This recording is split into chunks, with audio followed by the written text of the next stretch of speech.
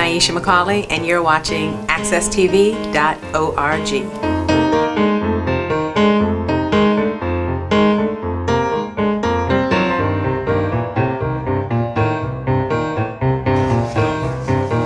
Good evening, ladies and gentlemen. Good night.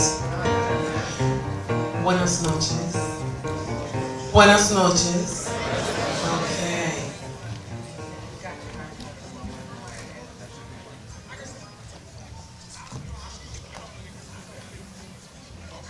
Dear Lord, I want to thank you so much for answering my prayers. I'm in a room with over 100 men! I'm in a room with over 100 men! Oh Lord, good Lord, thank you! Okay. My name is Lynette Cardy, and it's a pleasure to be here with you tonight, and I'm sure that my sistrins in the audience will say, this is a good room to be in, isn't it? These men are looking dapper, aren't they? So many of them. Right? Clap for them. I feel like a girl waiting to get in the double Dutch road. I'm ready. And men, put your hands together for these women. Don't they look gorgeous tonight? They're in silk and satin and lace and you know some of you don't got on enough fabric. But it's okay. I want to thank those of you that noticed that I dropped some weight. And yes, I did it all by running on the treadmill, pretending that I was running after a man and he was running from me. I'm just running and running and running. So ladies, I want to help you out tonight. Look at these men, really, really look at these men all suited up in front of you. There is nothing like a man that is suited up. Put your hands together for them. Right? I feel like saying, Hercules, Hercules, Hercules! Because they are gorgeous. I remember seeing the shy guy that I have a little crush on for the first time, all suited up. And all I can say is, I felt like I needed a sandwich and a cigarette. He looked good. So, for those of you that are looking for a date, I'm going to help you tonight. Because I was anxious like that a long time ago. Just wanted to date a guy. I mean, I was so anxious. I remember I was waiting in line at the supermarket, and this man bumped into me. I turned around, I was like, I hope you know we go together now. And if you bump into me one more time, you're going to have to come meet my daddy. So, but in all seriousness, we are here for philanthropy. And we're here because the proceeds from this will be enabling young boys to attend the Connecticut Science Center's summer program. And I just think that is awesome. I think it's awesome. One of the people that I most look up to in television is not because of what she does in television. It's actually because of what she gives back to the community, and that's Oprah. I'm always amazed at everything that she's done. She's given away money and homes and vacations and education to a whole group of girls in Africa. And so I'm hoping one day that maybe I'll be able to do that. But the one thing that I was really surprised about was when, and some of you probably saw it, was when Oprah came out to the audience all just calm. And then she pointed at everybody, she said, you get a car, you get a car, you get a car, you get a car. That was amazing. It was amazing. I was home and my heart was like, oh my gosh, I feel like I got a car. Even though it was used, I got a car. So Oprah, if you can just peek in on this tonight, all of us single girls, we want to hear you say what we really want to hear one day.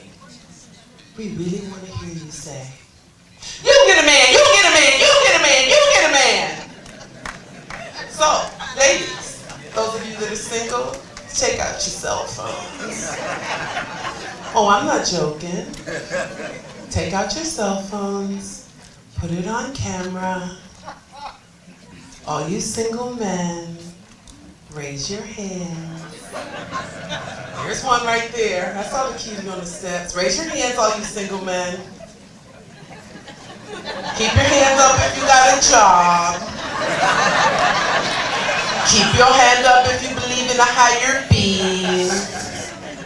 Keep your hand up if you put the toilet seat down. Ladies, get your pictures. Everybody got their pictures? So what I'm really hoping for is that at some point, maybe next year or the year after, a couple will approach me and they will say, you know what? We met the night of the 100th of Color event because I put my hand up and she came looking for me afterwards. And we danced and we went out and now we're married. And we have a child that we named after you. And I'll be so proud. So that'll be my lollipop moment. So I hope everyone mingles afterwards. But in all seriousness, we're here tonight. We're gathered here tonight to honor the brilliant, the captivating, the dazzling, funny, stoic, and simply wonderful men of color. Men who were either born here or abroad that quietly do men's work day to day, day in, day out, diligently and sometimes without compensation. We thank you. Gentlemen who are understated, who are at times overlooked, yet they soar below the radar. Men who serve as mentors, and whether they know it or not, they inspire and they nurture us as they share their knowledge and their wisdom. Distinguished men who give from the heart, both professionally and personally. Those that are bursting with book knowledge and those that are bursting with life experience. We are elated to honor those in a litany of fields from human services, education, artists, law, law enforcement, medicine, social services, military, entertainment, corporate professionals, civic leaders, religious leaders, media, firemen, politicians, and entrepreneurial businessmen. We thank you, gracias, for all that you have done for your family, friends, colleagues, and even strangers, as you leave your own signature in making the world a better place. Congratulaciones to all of you wonderful men. You leave a special love-filled congratulations on behalf of my siblings as well, for our family, to our dad, Edmund Carney. Please join me in clapping for these wonderful men.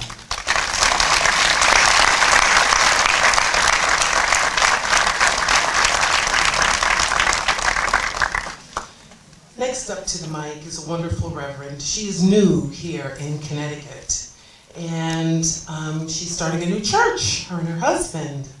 But I understand that in order to join their church, that there's this little rule that she has. So 3 couples come to her and they want to join the church, and she tells them, you must abstain for at least a month. The 3 couples say, we can do that, and they go away. After a month, the 3 couples come back. The first couple was married for 25 years. And the husband approached the pastor and he said, Pastor, we knew we could do it. I slept on the sofa the entire time. She says, welcome to my church. The second couple had been married for 10 years. And the husband said, Pastor, we thought we could do it, but by the 3rd night, I knew it was going to be difficult. So I went and I slept on the sofa. We made it. She says, welcome to my church. The 3rd couple was a newlywed couple. Both of them approached the pastor, both of them with their heads down. The husband said, Pastor, we tried.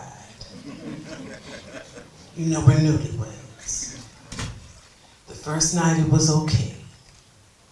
The second night it was tough, but it was okay. But by the 3rd night, she decided she wanted to paint. She bent over to pick up a can of paint. I became filled with desire for her, and we made love right there on the spot. The pastor said, well, you won't be able to join my church. They said, we know. And we won't be able to go back in Home Depot anymore either. Please put your hands together for Reverend Megalina Howell.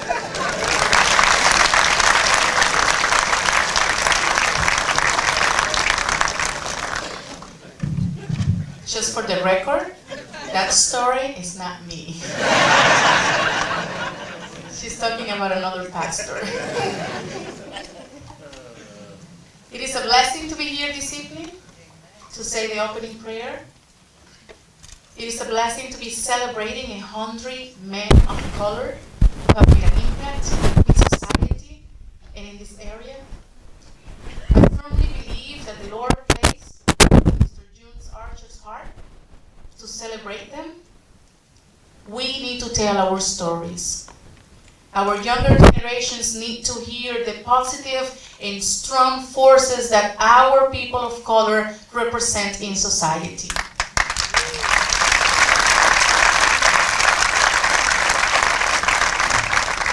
We have to hear the story.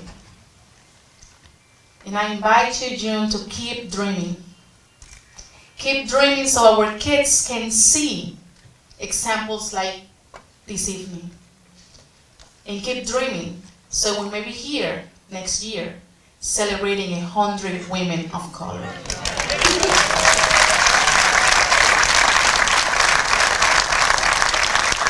The Lord be with you. Let us pray. Heavenly Father, we come to your presence with thanksgiving in our hearts. We praise you, we worship you. We give you thanks for the life and contributions of each one of the 100 men that we're honoring this evening. We ask upon your blessing for each one of the individuals in this room.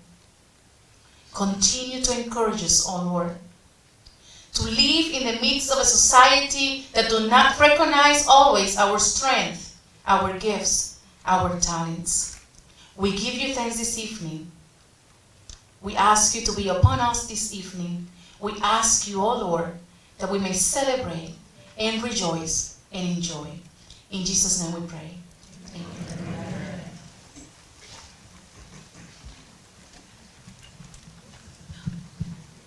Tonight we have a fabulous opera singer with us, and she's going to share her beautiful voice. So please put your hands together for Shantice Marshall.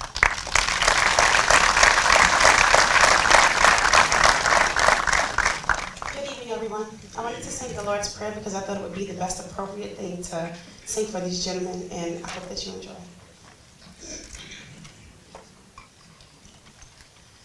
Our Father,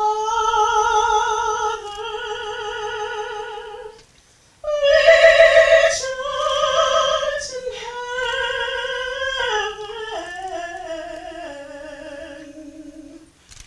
hallowed be thy name.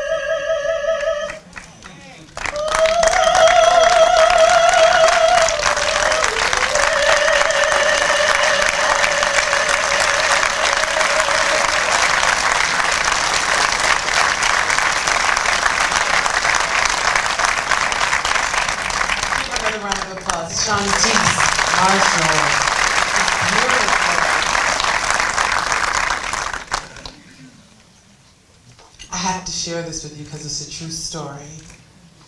And the next gentleman I'm about to bring up is all about education and making sure that kids have an equitable education, equal access for all children, but especially for children of color and English language learners. So speaking of English language learners, my brother and his fiance, who is Russian, have a little boy. His name is Logan. And Logan is 2 years old, so he is navigating 4 languages, right? He's navigating Russian, English, Spanish, and Fuyono Concha, Jamaica Patois. So I got all excited. They live in North Carolina now. She brought him home, and I'm playing with him. And I brought him this toy, which is a huge computer, and it has the alphabet. And it says the alphabet in English and in Spanish. It says the letter, it pronounces the letter. It has a word that starts with each letter. She's very proud. So he opens the gift, and he's very excited. She stands up, and she says, he knows his letters. And I said, well, he's 2, and he might know the alphabet, but he probably doesn't know letter recognition. She says, I tell you, he knows his letters. So the teacher and me is going to test him, right? So Logan, come here, baby. What's that letter? And so he looks at the letter. It's the hardest letter for a 2-year-old. He says, W. And I was like, it was a W. Okay, well, what's this letter? G. She says, I told you, he knows his letters. So we're talking, and sure enough, he gets restless, and he starts to cry, and he's kind of rolling on the ground and screaming and wilding out. So she stands over him, and she says, I tell you, I don't like what you learn in the daycare. You learn this tampon tantrum in the daycare. I said, excuse me? She says, he learns the tampon tantrum in the daycare. I said, no, it's temper tantrum, not actually tampon tantrum. She says, oh, I see the bad word? Yeah, it's not the right word. Not the right word. She says, don't tell your brother, he will be mad at me. I said, my brother never gets mad. My brother's out there somewhere. Where are you? Where are you? Raise your hand. My brother's out there. He never gets mad. I said, why would he get mad? She says, we had big meeting at work. 80 people in meeting. In meeting, we pass ball. You must say when you get ball what happened in your life before we start the meeting. Ball come to me. I don't want to speak. My English not good. So I say, same thing man in front of me say. I say dildo. She said, what? I say dildo. I said, you know, she says, I know now, it's ditto. Yeah, it's ditto. And you're right, Logan doesn't need this. You need this. Join me in putting your hands together for our own Hartford Mayor, Pedro Segar.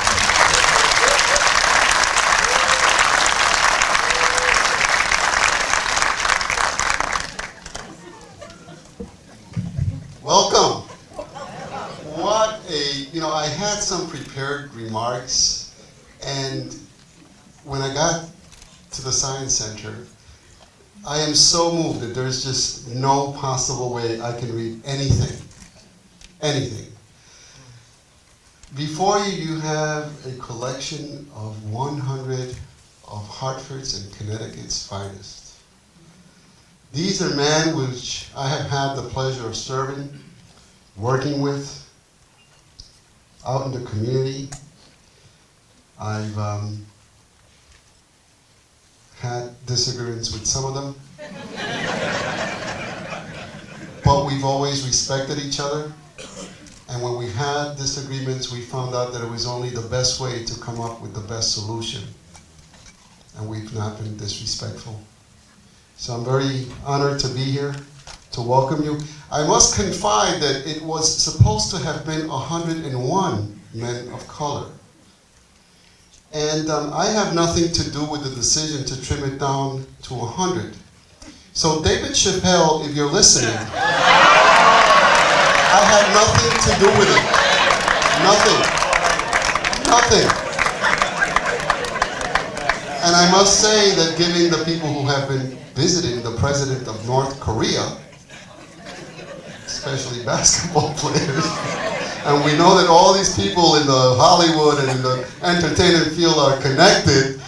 So I'm going to have the city council, Mr. Anderson, authorize an expense-paid trip to North Korea so I myself could speak to the president of North Korea and make sure that the city of Hartford is safe. How's that? Again, thank you so much.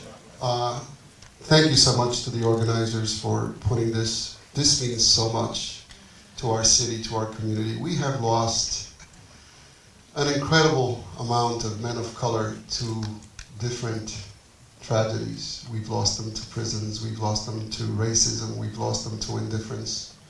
And to get to a point where we can just have a group of men sitting here, and I want the young people who are here, because we know there's a lot of young people that are here, to look at this group of men. Collectively, they represent, I figured it out, based on an average service of 20 years as 100, it's over 2,000 years of service to our people in different fields.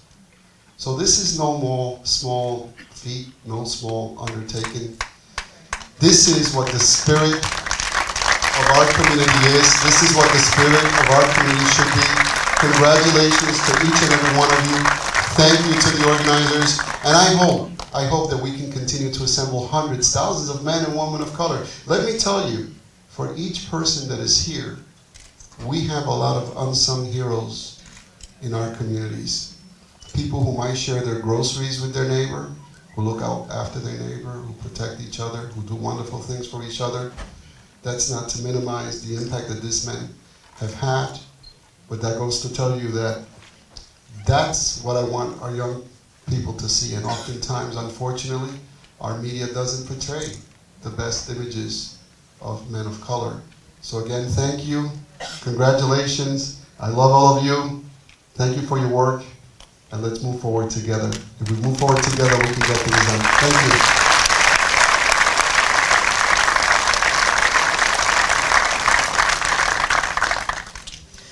The brainchild and balancing backbone of this event is a young man who has no bark or bite.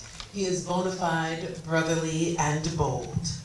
He is known to blazon the trail, so brace yourself for this busy, brainy, butter-voiced baritone, who is none other than the face of Hot Chocolate Soul events, those multicultural, multi-talented showcases that occur at the Bushnell.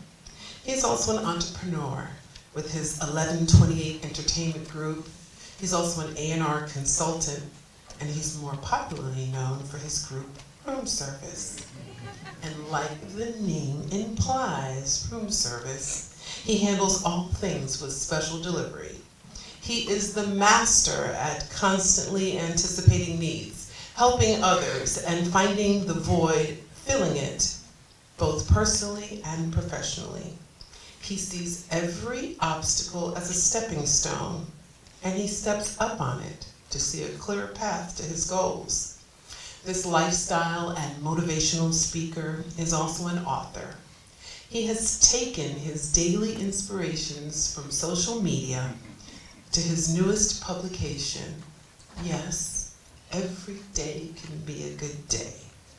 So, perceive the perennial perfectionist who preserves past power plays.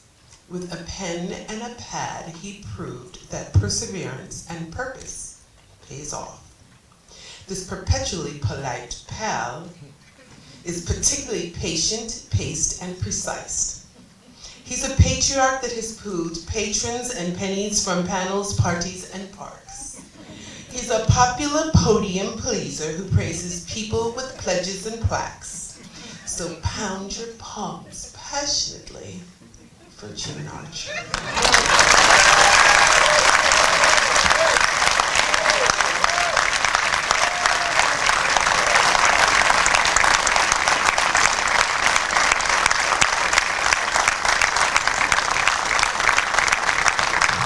Good evening. Ladies and gentlemen, good evening. Thank you so much. Please sit down.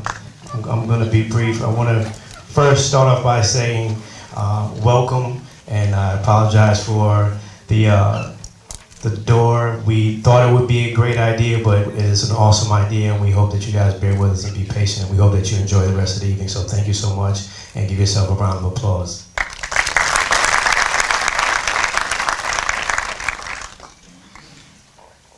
This idea came from years ago of just at least each of these men have been a mentor to me. Some of them I've met for the first time, but the majority of them have been a mentor, and I felt that in our community in this life and times, young men need to see examples of men of color who wear their pants around their waist and a belt around their waist and know how to be a gentleman. So I'm going to make it brief because I want to make sure we have a great time. I didn't want this to be a 3-hour Grammy Award ceremony. But gentlemen, I thank you, I honor you, and I hope that we can inspire another generation, the next generation, and we hope to have men that throughout the whole state, from Stanford to Springfield, is where we look, and we hope that we continue to raise up and inspire. So thank you so much, and you guys email us, let us know who you'd like to recognize. It is open. The criteria is that there is no criteria. The CEO, as well as the corner store owner who's been serving a generation or 3-4 generations, should be recognized. So this is not a race to the finish line. It's to make sure that we continue to inspire many, many others. I know that we have a proclamation here. Governor Malloy couldn't make it, but you guys will see it in the booklet that we have here. And Mayor Segarra has a proclamation as well that we will be getting to all of the men. I don't know if you want to read it really quickly, or you could bring it up. Today, in the city of Hartford, is 100 Men of Color Day. I hereby proclaim, along with the members of the city council. Amen.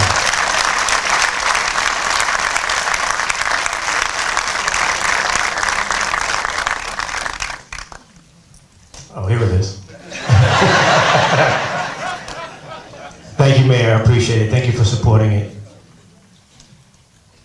So we're going to get into the keynote speaker, and this gentleman I met by phone about a year ago, and from the day we met, we met at downtown Manhattan, and we were walking. He had an event, and we ended up walking about 30 blocks until he said to me, "I have someplace to be and speak in about 5 minutes. I have no idea where I am."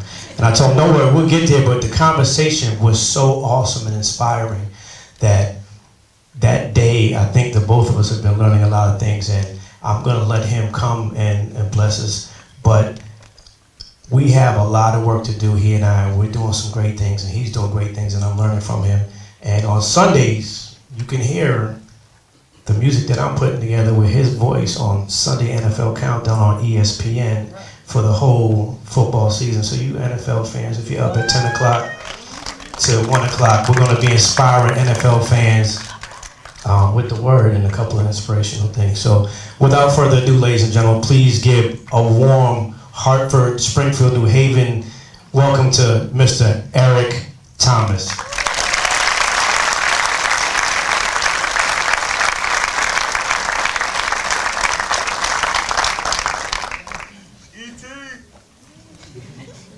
Say, man, I feel embarrassed. June and I were going back and forth about my coming here, and I told June I had another appointment. Texas A&M wanted me to speak for them before they played Alabama today. I probably needed to be there. They were close. But I'll be honest, when I walked in the room, I was embarrassed. As I saw all these distinguished men, I thought to myself, wow, I almost made a grave error. And I'm usually not nervous. I've been doing this for a long time. I've been, I'll say humbly, but I've been all over the country, out of the country, and I've never been nervous. But when I walked in this room and saw greatness, I said to myself, I'm not worthy to speak before these men. Your shoestrings, as the word says, I'm not worthy to tie. And for me to stand here and speak to this group when you guys are sitting here and have a wealth of knowledge and experiences beyond my years, I'm just humbled, and I thank you for this opportunity. I can truly say this is probably one of the biggest engagements.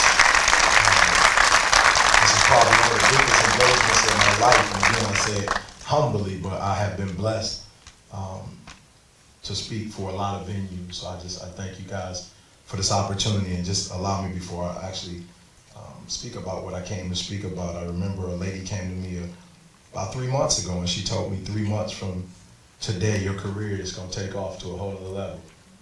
And you know, people prophesy all the time. I'm like, okay, where'd you get that from? But when I walked in the room today, I realized what she was talking about. That's 3 months ago when she said that to me. So again, I just thank you so much for this opportunity, and thank you guys for what you've done. Please just give me.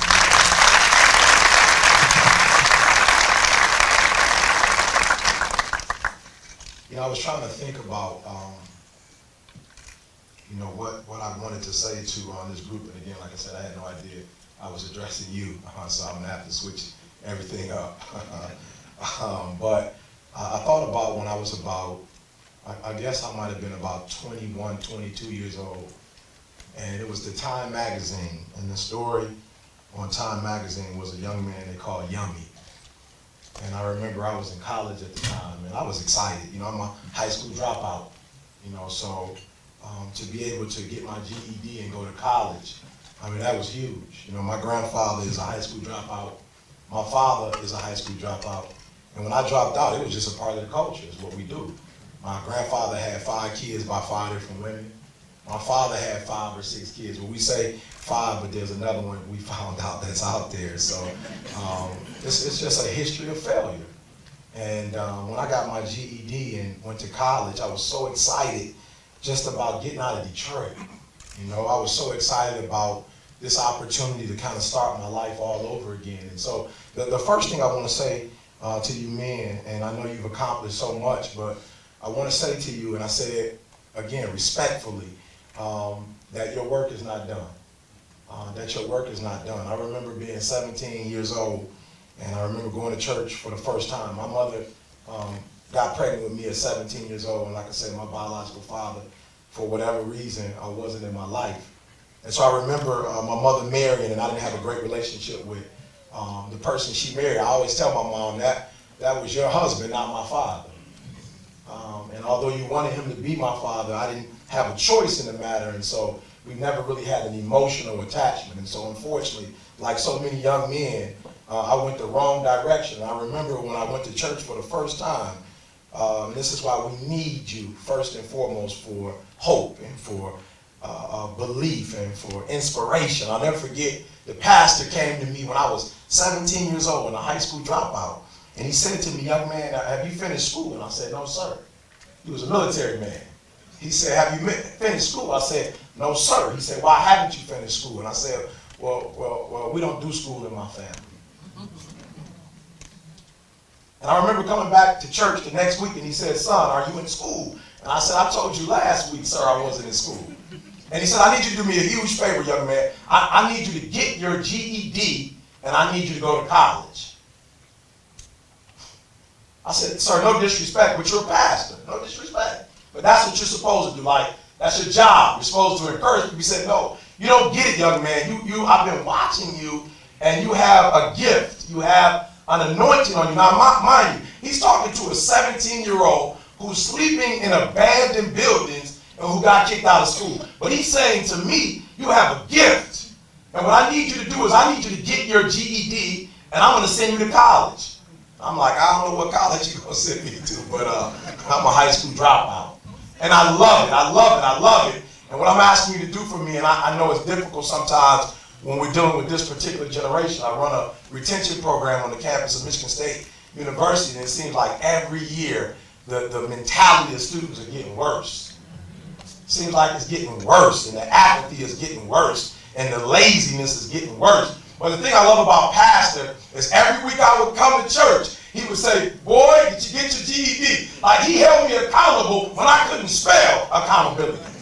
But every week, he kept asking me, son, did you get your GED? And I say, no, I didn't get my GED. I told you last week, I told you the week before that, and I told you the week before that I didn't get no GED, and I don't plan on getting no GED. But he never stopped.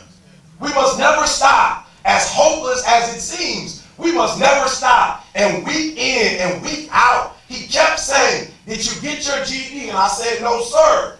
And then he put the first lady on me. I like the first lady because the first lady's approach was a little different. He was a military man, but the first lady would give me a hug and a kiss, and she didn't call me by my name, she called me baby. She'd say, baby, did you get your GED? I said, no, ma'am. She gave me a kiss, she said, I love you. Go get your GED. And week after week after week after week, having a strained relationship with my mother. She didn't know it, but like a heavyweight fighter, she was wearing me down. And I'll never forget about 6 months after I said no, when I said no to her this time, it felt like I was letting her down. We had established a relationship, and that relationship, it penetrated and it hurt. And I said, you know what, I can't keep telling the lady no. And as fate would have it, I started dating a young lady at the church. And the young lady told me I'm finishing high school, and I'm not dating no high school dropout. When I go to college, if you don't come with me, I'm breaking up with you. And the kid went and studied, passed his GED.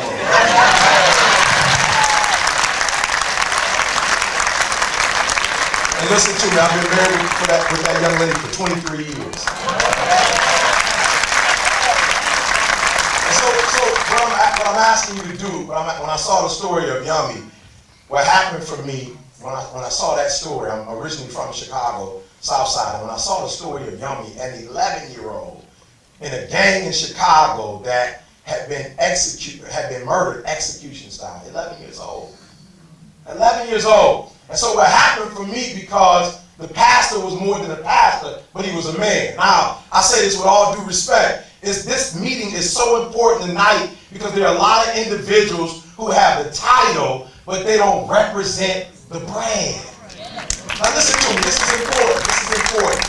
Guys, and I can't be what you are at this particular point in my life, and I don't say this in a disrespectful manner, but there are people like Dr. Martin Luther King and Malcolm X. Like my grandmother, I don't know, I wasn't alive when Martin Luther King was alive, but he must have been some kind of man.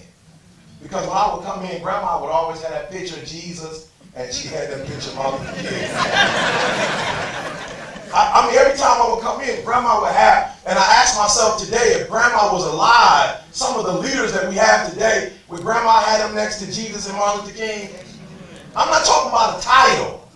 I'm not talking about the title that America gives us. I'm not talking about a degree. I'm talking about my grandmother had respect for Dr. Martin Luther King, respect for Marcus Garvey, respect for Malcolm X. My grandmother had respect, and she would have pictures in her wall. And so guys, you got to do me a huge favor. You have to expose what you're doing right here in this room. You have to expose it to the youngies of the world. Because I'll be honest, the reason why Eric Thomas was who Eric Thomas was at that particular junction in my life is because I didn't have a model. But Pastor Willis became that model for me, and he willed me to get my GED, and he sent me to a historically black university that changed my life forever, guys.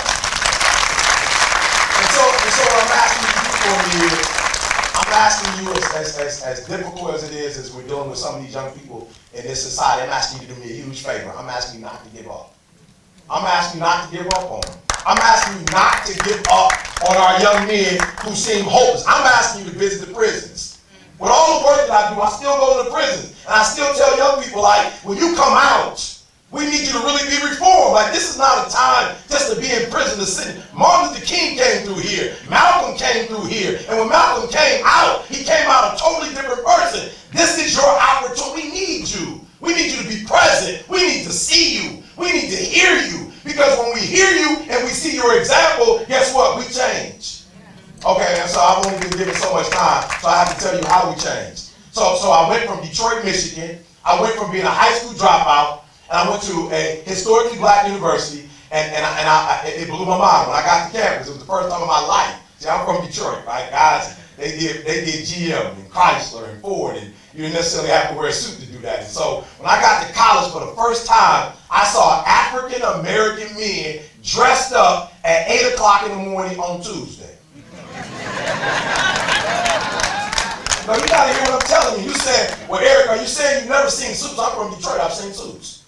But we talking like orange, right? Royal blue, right? With the gators, right? I'm talking about a whole nother look when I went to college. And what I see in Barack Obama and this generation, I saw young men dressed up like that in college. I was exposed. And I heard it for the first time in my life. Young men not only dressed up, but at the breakfast table talking about Plessy versus Ferguson and Brown versus Board of Education. I had never heard that language before. And so what was happening was that person that the pastor saw in that environment was coming alive.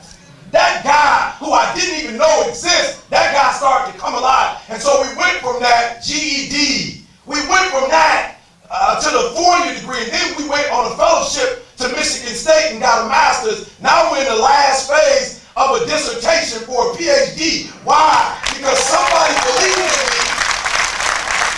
Somebody believed in me when nobody else believed in me. And so listen to me, I need you to do me a favor. When the Detroit public school system said it's over for this kid, when the prison system said you got one more strike, when my mother cried and said I don't know what else to do with you, some male, some man came to me and said, kid, you have greatness in you, and I'm going to make it my responsibility to bring that out of you. So why is modeling so important? Now I need you to do me a huge favor, guys. You made it, and now I need you to come back and give us the blueprint. We need the blueprint. We need the blueprint. Out in the community, our kids need the blueprint. I'm an example. So what happened? What happened was I went to college, and I didn't know any better. But being from Detroit, I'm real good with deductive reasoning. And I noticed that the professor was getting paid, and he wasn't coming to every class. I said, what kind of job is this? I want this kind of job. I'm from Detroit. My mother worked at Ford for 30 years. You don't get paid unless you clock in and clock out. And I started asking, where is this professor and who is this young person? They said, that's a TA, a teacher's assistant. So I said, where is the professor? They said, well, he's lecturing. I'm like, wow, he's getting paid to talk? Like, that guy's boring. So then I started asking questions. How is it that this guy gets paid not to be here and he's getting another check? That's 2 checks. That's multiple streams of income. And so they explained to me what happens is he's published. I said, oh, okay, he's published. That's why he's not here. Now, I'm going to be honest with you. When I first heard the term, I had never heard. In Detroit, West Side 8 Mile, I've never heard anybody published before. So, but I asked one of my friends, black guy, what's published mean? He said it means he does research and he wrote a book. I said, oh, he wrote a book. They said, yeah, he gets special treatment because he wrote a book. Because I got in the environment.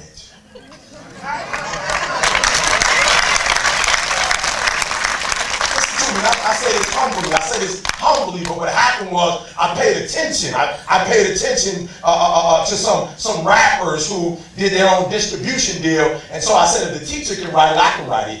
He's human just like I'm here. It's a blueprint.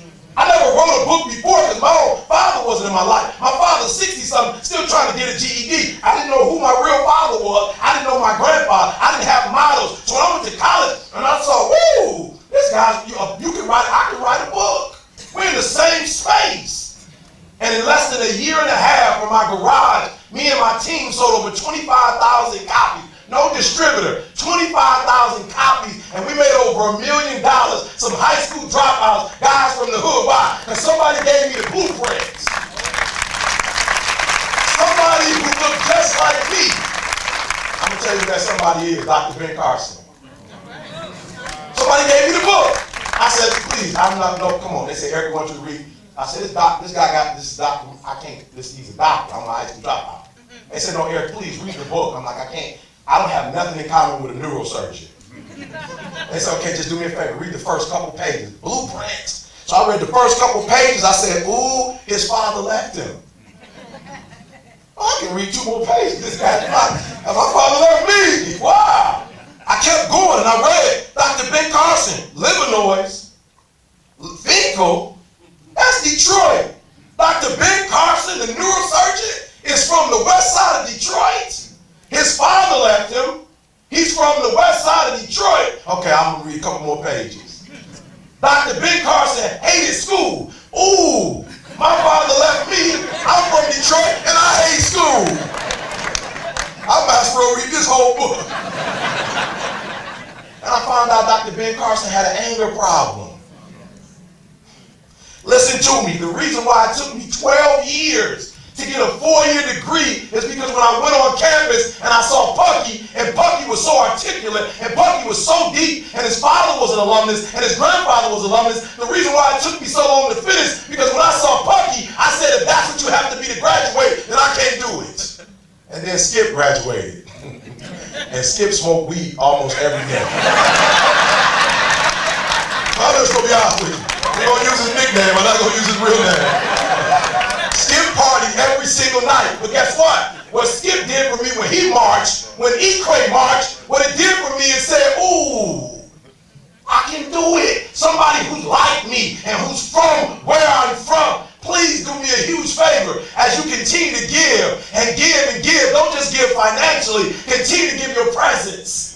Because when we see you walk in, we say we can do it when we see you. I didn't think I could get a PhD until I saw African-American professors who had PhDs, and they said to me, young man, if you want it, if you're willing to put forth the effort, we'll show you the blueprint and you can make it happen. And so finally, what I need you to do for me, finally, we have to teach these young people, and I learned it from my grandma. Man, praise God for my grandmother. My grandmother understood the importance of community. Now, this is old school. This is old school. My grandmother was special. First of all, my grandmother understood the importance, and we got to teach these kids the importance of being the best individual you could be.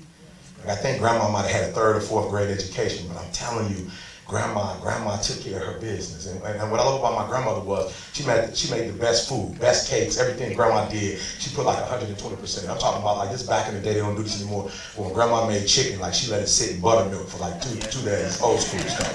They don't have time for that kind of stuff no more. Grandma let it soak, right?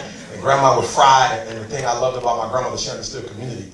And so what my grandmother would do is, every time my grandmother cooked the cake or every time she cooked dinner, grandma would go outside first and make sure that everybody in the community has something to eat. Oh, listen to me. We got to teach our young people, because when I listen to these young people, they're saying, I woke up in a new Bugatti. $500,000 vehicle, no house, $500,000 vehicle. It's ignorance. Right? Just everything is self-centered. And I need you guys to do me a huge favor. I need you guys to teach these kids the importance of community. Now, this is my final one because this is important. When I went to college, there was this mural, and it said, enter to learn, depart to serve. And so every single day they would tell us, when you get your GED, when you get your 4-year degree, when you get your master's, when you get your PhD, it's not so you can be elevated. It's so when you get there, you can have the tools that you need to go back in the community and make a difference. And so our junior year, we started the GED program. And then when I got to Michigan State, we started the retention program. And then we started a series online called Thank God It's Monday, where every Monday we're giving these kids motivational inspiration. And when I'm with the Lions, they listen to it. When I go to London, we do a piece so they can see what London looks like. So when I'm in Jamaica, we shoot it in Jamaica so that they can see. They can physically see somebody. So when people see me, they say, E.T., why the hat? The hat is, so when I'm on campus, kids who walk on that campus who don't see themselves, as soon as they walk on campus and they see a hat, we got to connect with that guy right there, because that guy understands who we are and where we come from. I'm not telling them you don't need to get an education. I'm not telling them you don't need to pull your pants up. But what I'm telling them is I've been where you've been, I've done what you've done, and I'm not trying to make it like you can't do it. I'm telling you, you can make it happen. And so we need to teach our children that being blessed doesn't mean arrogance. Being blessed doesn't mean you stand off. Being blessed means that when you are blessed with wealth, when you are blessed with information, when you are blessed with knowledge, you get back. So I love my grandmother, because my grandmother made the best cakes. Because my grandmother showed us what excellence was all about. She went to work every day. My grandmother went to church on a regular basis. My grandmother loved her sons. My grandmother showed me that as an individual, and we have to show them, no shortcuts. As individuals, when you go to class, if they're giving out 4 points, you got to get 4 points. We have to teach them, listen to me, we have to teach them that they have to live to a level of excellence and that they have to give back. So my final story. We got to teach them the benchmarks. I'll never forget, I'm a different kind of father. I wanted a daughter first, not a son. My grandmother had 14 kids, 11 females. So I was raised by my aunts, and I wanted a daughter. And I remember when I had my son, I was like, man, I wanted a daughter. And my mother said, son, it's called karma. Everything you had done to me, son, is going to come back to you. And she was 100% right. I'll never forget, I had my daughter second, the apple of my eye. And I remember going up to the school to pick up my daughter. And when I picked up my daughter, it was, these days they do it different, they're numbers. So my baby is number 4. She's about 3rd or 4th grade. And I had my little sign, I picked up number 4, please. And they called number 4 to the front, number 4 to the front. And I'll never forget, number 4 came out crying. And number 4, listen to me, number 4 came out crying, guys, and I was hurt. I'm thinking some little boy that hit my daughter, I'm about to crucify little man. This is it. This is it. I'm about to take little man out. And my daughter's crying, and she's that old school cry when your grandma whipped you with a switch. That cry, that when she whips you, it's so bad that there's no sound. You just like, you know the cry I'm talking about. When grandma hits you, and you start crying, grandma had a nerve to say, you better stop crying before I give you something to cry about. And I tell grandma, you just gave me something to cry about. And so my daughter had that, Daddy, I'm sorry. I'm sorry. And I said, boo, what's wrong? Talk to me. Just, if you can't say his name, just point to me. I'll take care of it. And she said, Daddy, I'm so sorry. She was in the 3rd or 4th grade, I don't remember. I'm sorry, Daddy, I'm sorry. I said, boo, what happened? What's wrong? She said, I got a B in math. I'm thinking somebody about to go to jail because you got a B in math. I'm about to kill one of these little boys. She said, no, Daddy, I got my first B, and she was devastated, never had a B in her life. And so she said to me, Daddy, you don't understand, I'm not going to be able to get an Eagle Award. I'm just going to get a Patriot Award, and that's A's and B's. Daddy, I want all A's. And so I took her home, and I told her, look, it's going to be all right. You're going to be fine. And my son walked through the door with his report card. 3 grades older. He's got his report card. He's excited. Dad, you got to see it. I'm on a football team now. I told you I was going to step up. I said, praise God, son. So he throws his report card down. He's like, Dad, do me a favor. Before you look at this, Dad, promise me we're going out to eat. I said, no problem. Your sister's crying, but let me see your report card. I open up his report card, and I look at his report card, and he has all C's. And he's like, yeah, Dad, I passed every single class, Dad. I said, son, but you got a C- in English, son. He said, but I got a C+ in gym. That balance all that out, Dad. I'm still on the football team. Oh, listen to me, I mean this. We've got to teach our young people that as black men, average is not good enough. That average is not good enough. As a matter of fact, when we look at our DNA, good ain't good enough. We have to teach them to be great, and we have to teach them to be phenomenal. But guess what? They don't know what greatness is. Many of them have not seen it. Many of them have not seen it in their fathers or their uncles or in their community. They don't see it, or if they see it, they see 1 great and 10 or 11 not so great, average. And so I'm asking you, because you changed me. Without even knowing it, you don't know me, but you changed me. Pastor Willis represents, if he was here, he would be sitting here. Pastor Willis believed in me as I stand here today. I'm saying, wow, he saw something in me when I didn't see it in myself. He believed that this was going to happen to me before I believed it was going to happen to me. He believed London for me. He believed Australia for me. He believed that I would speak in South Africa long before I even knew how to speak. He believed it. He saw it. Do me a favor. When you cannot see it in them, tell them you can see it in them. When you really don't believe, just say it anyway. And speak the belief into them. Speak the change into them. And show them the model of what they can be. Because if you tell Eric Thomas he can do it, and you show me the way, I'll go from a high school dropout to a PhD candidate and an author. Keep doing what you're doing. God bless, and I thank you so much.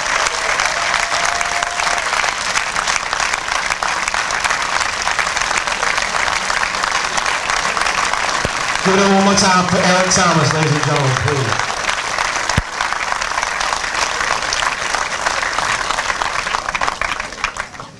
Now, Eric, we have the key to the city here for you. I'm not certain where it is here, but we have a proclamation from. There's all kinds of crazy back here, I promise you. But we have a proclamation for you here, welcoming you here to the city of Hartford. We appreciate you. Thank you so much. I look for a long time of working with you and inspiring everybody that we can that walks across our path. So thank you so much.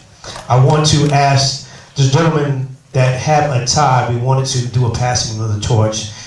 Gentlemen who have a tie for these young men, please stand up as we bring these young men here. We want to do a passing of the torch so we can give these young men a tie from these honorees. So young men, if you could come down here and you guys can step down and give a tie to a young man. Come on, young men. Please give these young men a round of applause.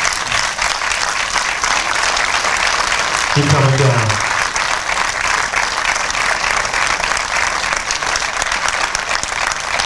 Please come on down.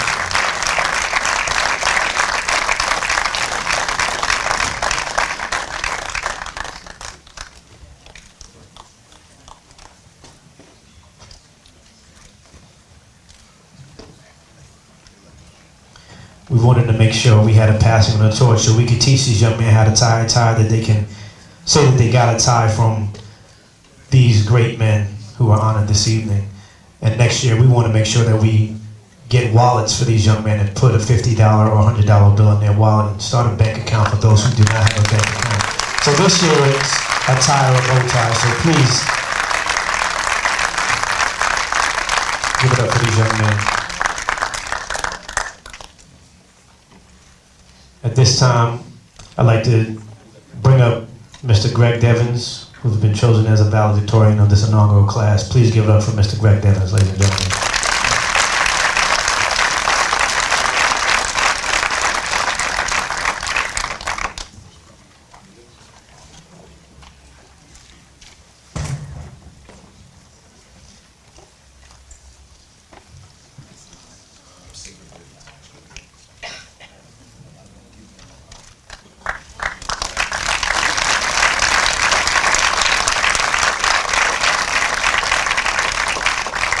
Thank you, June.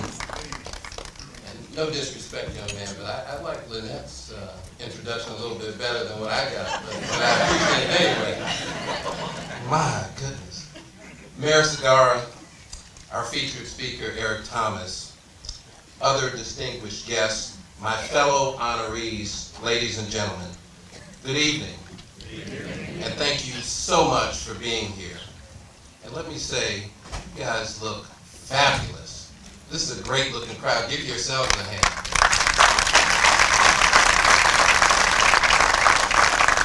You know, after what we've heard thus far this evening, I feel like I should just be saying amen and sitting down. But June asked me to say a few words. I'm going to honor that. When June called me a few months ago and talked about his vision for this event, I was absolutely astonished that he called me and was including me in this list of honorees. And as I talked to a number of the other honorees, I think they felt exactly the same way. There are so many others who could have been recognized this evening. And I really believe that this group, as great as it is, represents the tip of the iceberg. And I applaud you, June, for the plans to do this again and again and again.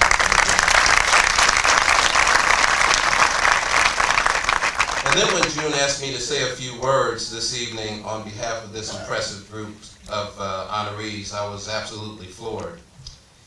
Now, I had the pleasure of meeting June about 13 or 14 years ago when he and I both worked for Cigna. You know, I'd run into June in the hallways around the building from time to time, and I never really knew what June did for the company. But, you know, it was clear to me that everybody knew June, and he seemed to be a very popular guy. And in fact, some of us even called him the mayor. But, you know, as I got to know him better, I realized that he had a passion for music and entertainment. And over time, we would talk regularly about his passion and his dreams. And I still don't know what he did for Cigna. But I do know that he dreams big, he has great vision, and a seemingly endless supply of energy to chase those dreams. And I guess that is the connection, dreams. I don't know all the gentlemen that are being honored here this evening, but I do know that we come from all walks of life and a wide range of age groups. I know that we've all achieved some level of success in our chosen fields of endeavor, or in activities that we have chosen to pursue beyond our respective vocations. We are all dreamers, the sons of dreamers, or the evidence of dreams realized. For those honorees who are like me and like our speaker this evening, we had praying mothers, grandmothers, fathers, or others who believed in us, who believed in our dreams, and who helped us to realize those dreams and become the men that we are today. And perhaps it's coincidental, or maybe divine providence, that a dreamer named June Archer had the foresight, the vision, and yes, the dream to launch this 100 Men of Color recognition event in the same year that this nation celebrates the 50th anniversary of the March on Washington and Martin Luther King Jr.'s I Have a Dream speech. And you know, a lot of folks like to point to the White House, but I would argue to you that we don't have to solely look to the White House to realize that dreams do in fact come true. We have only to look around this room to see men and those that they love and those who stand for our brothers who are no longer with us to realize that there is evidence of the realization of dreams. And the dream that people will be judged by the content of their character. And these are all men of character. And the dream really is a reflection of a reality that men of color can and do make positive contributions to our families, our communities, and indeed the nation. So I stand before you as a representative of this impressive group of men who are deeply honored and humbled by this recognition. And for that, we say thank you.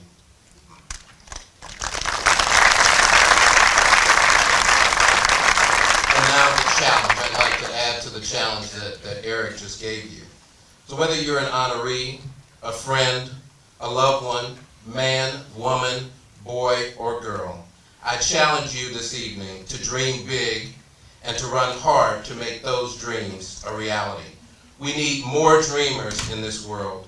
We need more people who will encourage our youth to dream big and to work hard. I have been given the honor to honor someone who has honored other people. Just think of that. Honoring someone who honors others. That's an incredible nuclear reaction of sorts that really unleashes the power of the spirit and the power of humanity.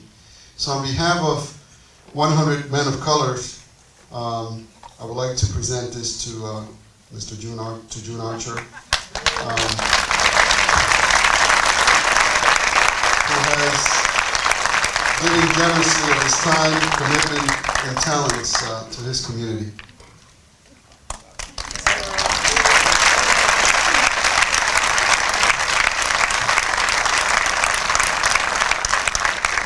That wasn't part of the program.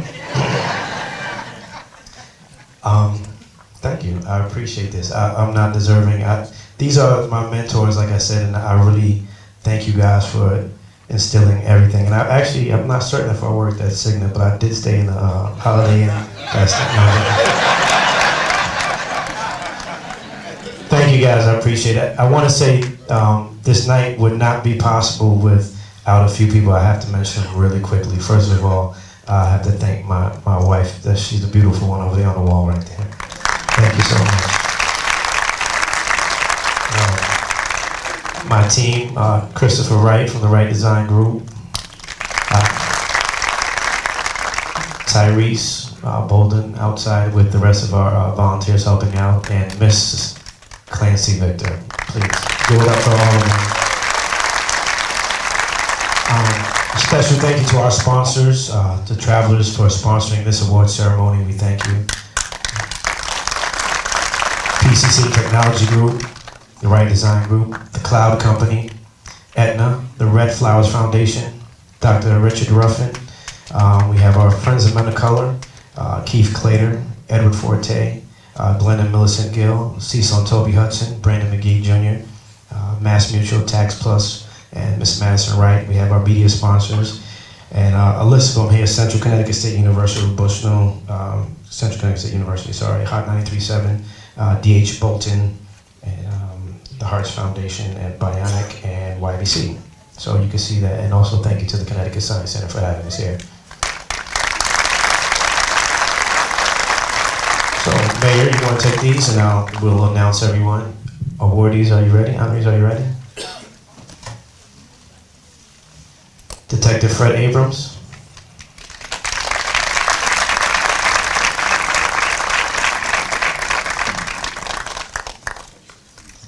Mr. Robert Okugo.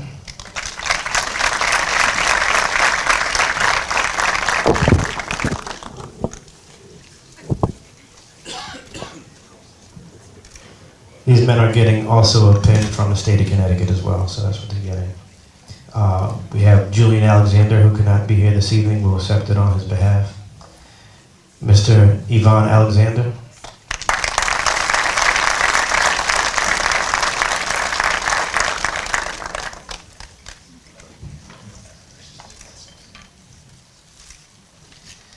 Kyle Anderson Sr.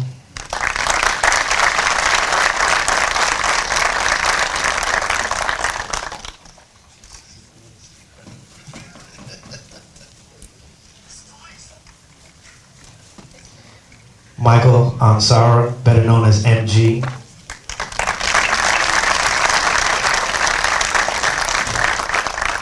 Congratulations, sir. This is the gentleman who got me into Central Connecticut State University, so thank you, sir. One of my fathers, Mr. Floyd Bagwell Sr.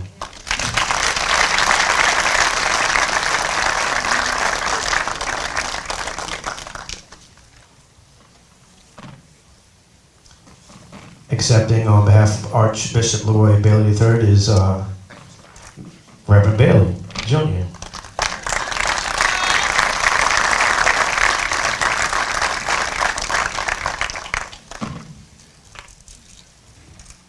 Posthumously, we are honoring Mr. Colin Bennett, and his wife is here.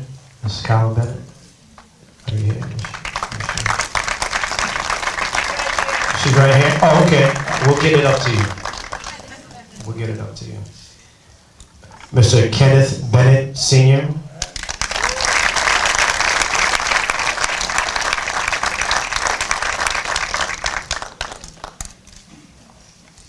Yes, sir.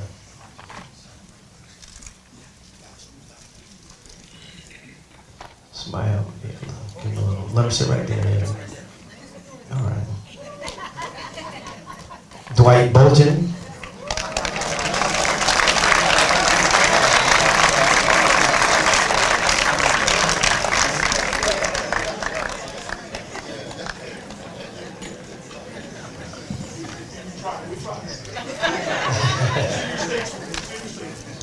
Shastri Budram.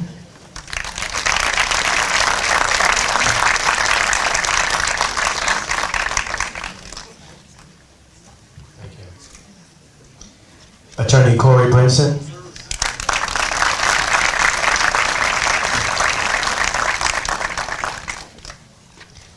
Posthumously, Mr. Keith L. Carr, Sr., and taking his award is Mr. Keith Carr, Jr.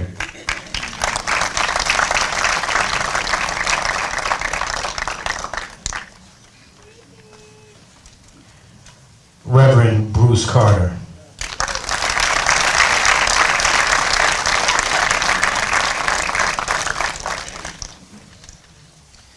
Mr. Edwin Carty.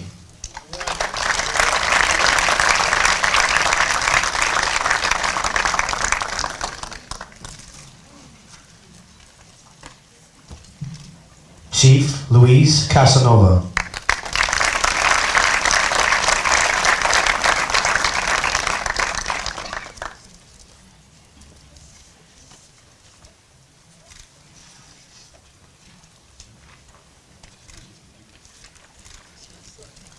Keith Clater.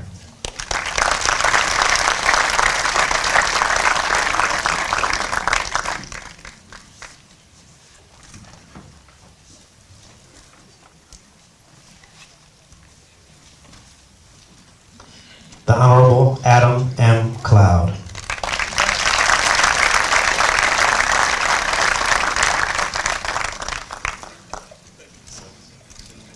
It's actually great to have a father and son here for the inaugural class. Please give it up for Mr. Sanford Cloud, Jr.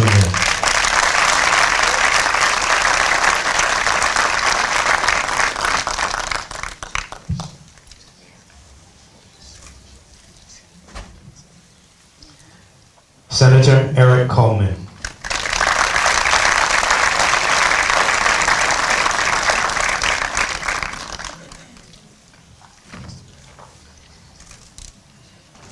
Timothy Collins, aka DJ Buck.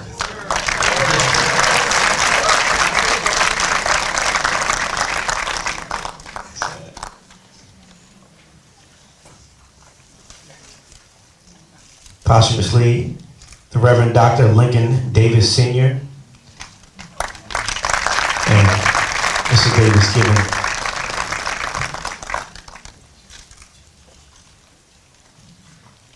Greg E. Devens.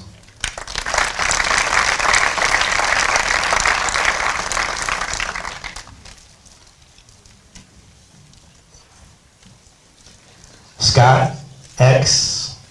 Estelle.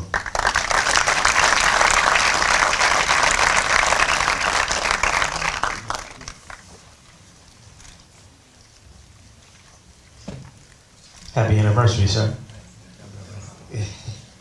Mr. Tom Ficklin. I think I saw him, so we'll keep going. Mr. Glenn Fields. He couldn't be here this evening, but please give it up for Mr. Glenn Fields.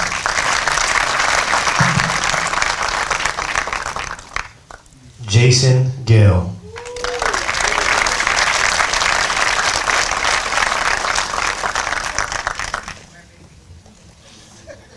Samuel Gray, Jr.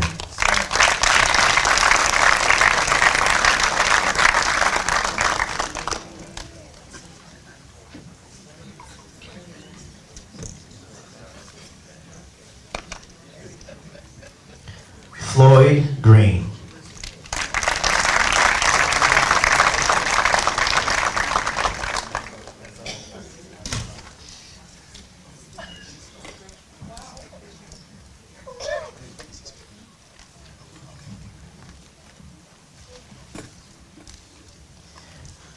Ken Green.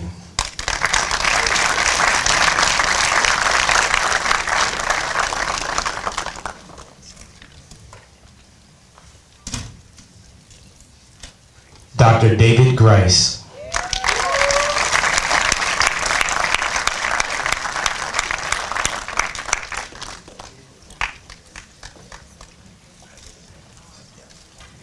Anthony Griffin.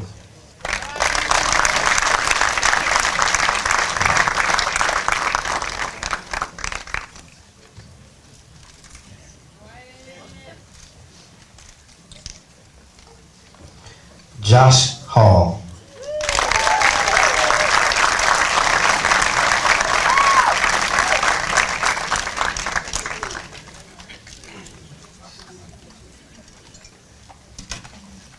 Clinton Hamilton.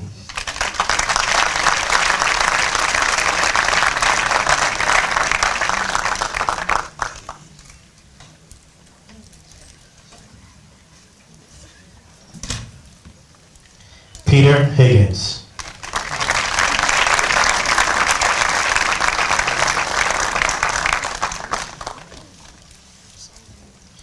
Chief Emery Hightower.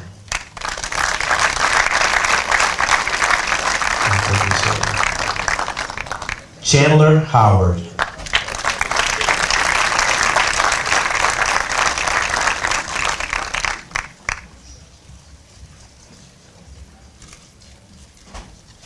Cecil Hudson.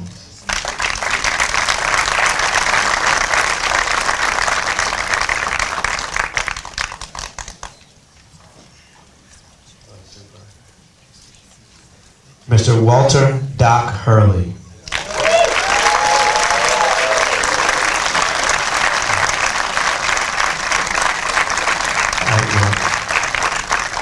Where is he? Everyone give it up for Doc Hurley right there, ladies and gentlemen. Love you, Doc. Thank you for coming. Yes, sir.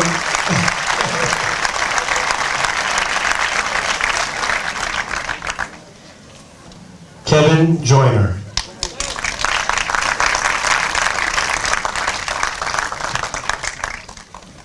Doc, you look sharp too, man. Borrow that blazer.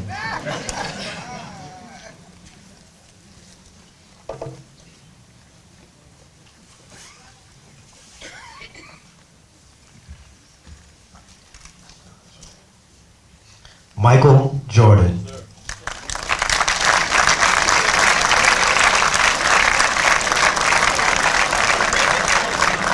Now that Michael Jordan. The light-skinned Michael Jordan. I felt so tall for a moment.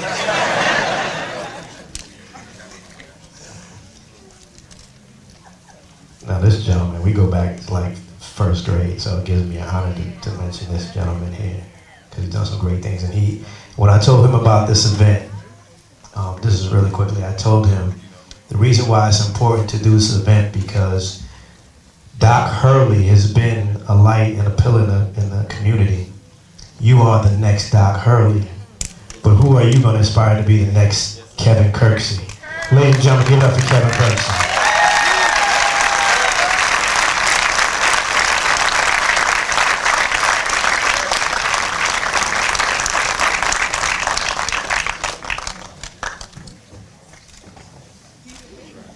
It would take him to wear a white blazer. This guy,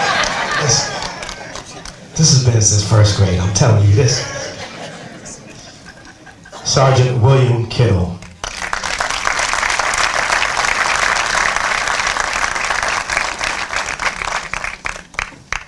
How many state troopers are here represent Sergeant Kittle here? Congratulations.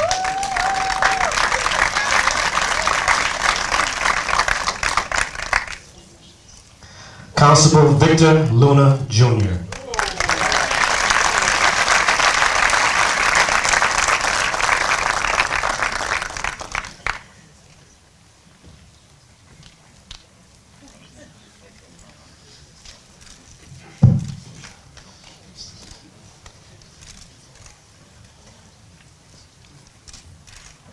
This ain't a Luna Productions movie.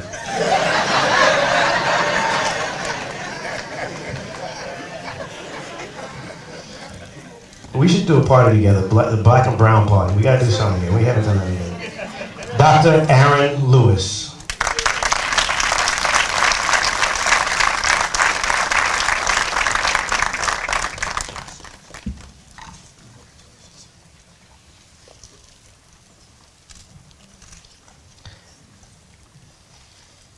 My motivation, my mentor, uncle, one of my biggest supporters, the reason why I chose the road of being an entrepreneur, my uncle, Mr. Jerry Long. Yes,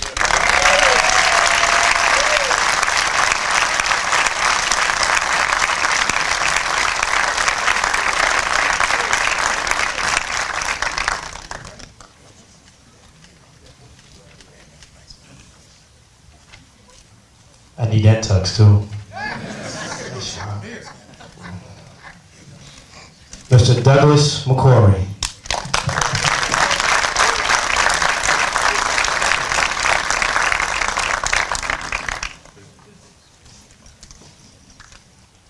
We talk about having a mentee-mentor relationship. I've known this young man since he chose me to be his mentor almost 13 years ago. Now he is a state representative. Ladies and gentlemen, it gives me honor to honor Brandon McGee, Jr.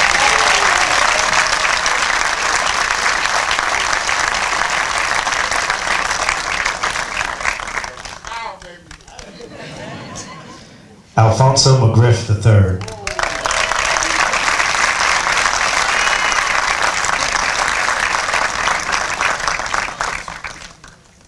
Jimmy McMichael.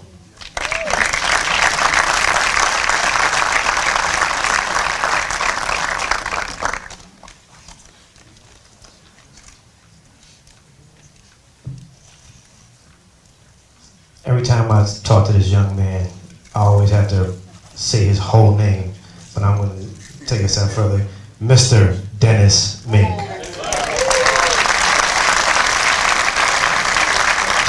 Standing 6'5". Power forward.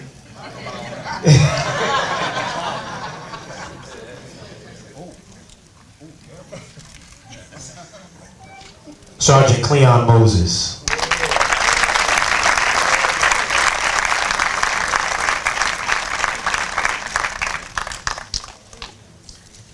Daryl Moss.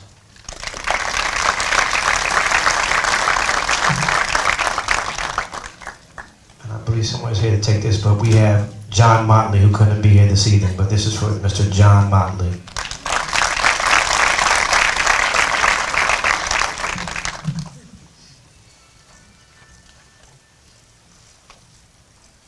Abdul Muhammad.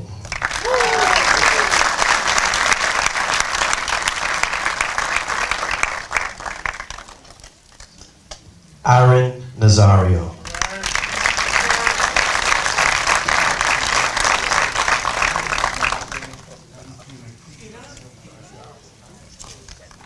Another mentor and good friend, Mr.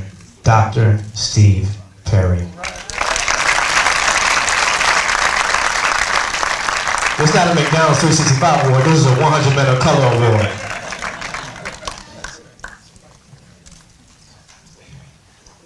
Tony Petaway.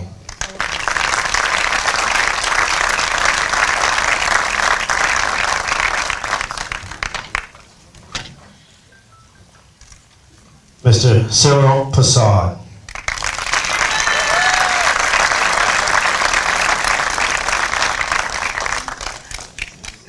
Brian Petway.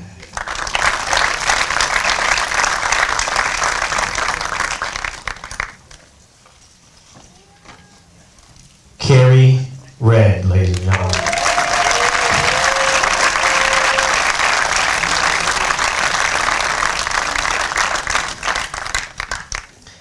Dr. Richard Ruffin.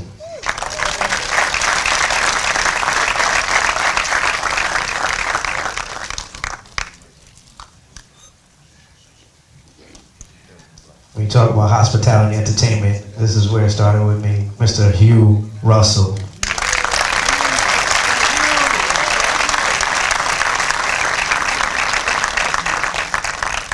Some of us just call him Teddy. Reverend Sam Saylor.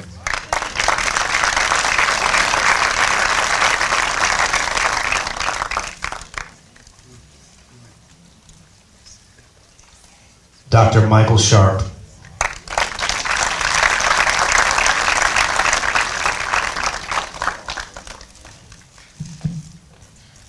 Stan Simpson.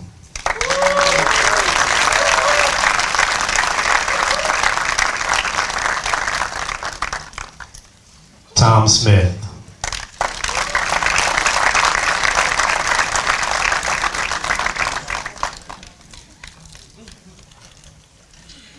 Bernard Thomas.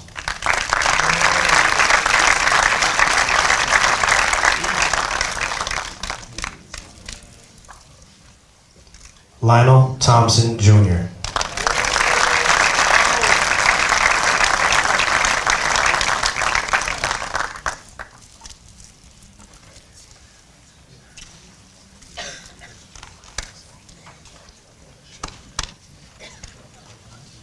My big brother, posthumously honoring Mr. Richard Weaver Bay, is Terrence Weaver Bay.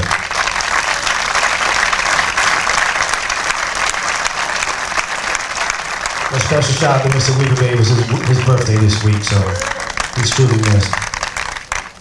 Michael Williams.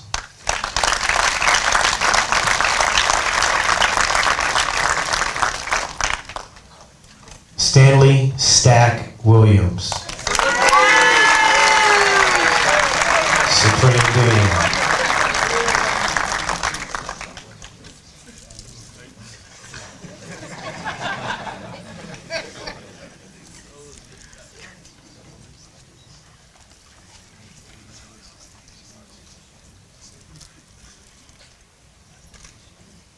Last but certainly not least, Mr. Joe Young.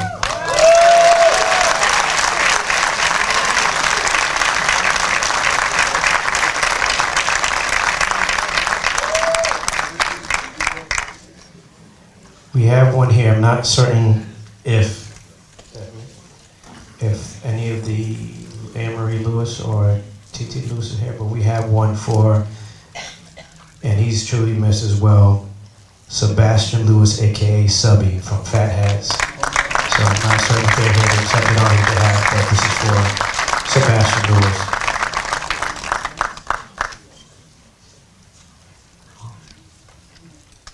That's it.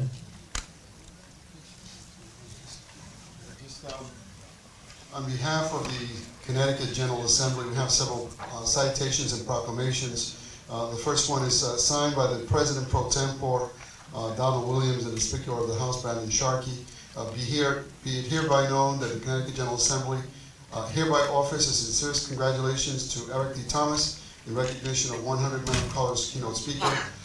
So this was for Mr.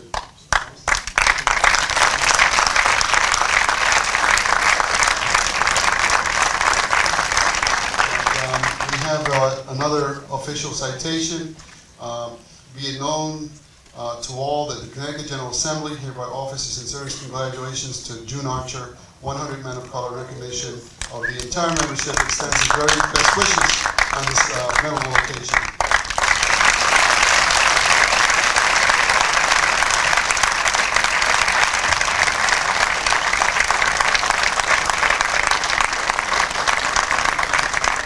Please give it up for Miss Lynette Cardi.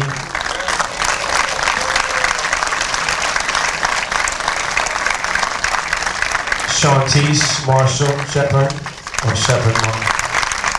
And our keynote speaker, Mr. Eric Thomas. I thank you all for coming so much. Please go out and have a great time. Tell everybody you had a good time. If you're taking pictures or you're tweeting, please hashtag 100 Men of Color. Thank you so much. God bless you. Good night.